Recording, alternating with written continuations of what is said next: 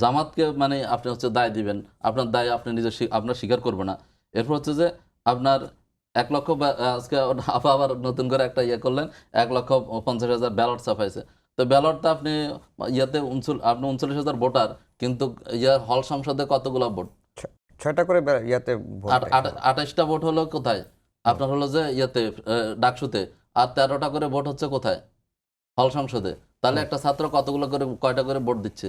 তাহলে ব্যালট লাগবে না? ব্যালট কি শুধু ইয়াতে ৩৯,০০০ ভোটারের জন্য ৩৯,০০০টাই ছাপাবে?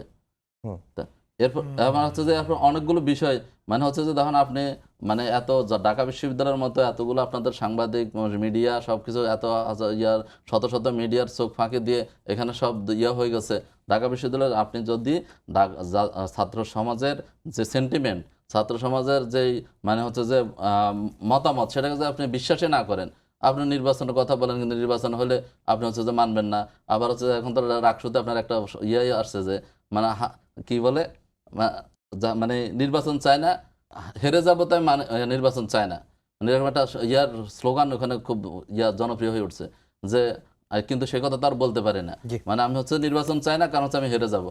অথবা আমি নির্বাচন চাই জাতীয় নির্বাচন, আর কোনো নির্বাচন চাই না, স্থানীয় সরকার চাই না, ডাকসু চাই না, রাকসু চাই না, কোনো জায়গায় যেখানে হেরে যাওয়ার সম্ভাবনা আছে সেখানে চাই না, যেখানে জিতবো সম্মান করে কোনোভাবে নিয়ে যেতে পারবো সেটাতে চাই।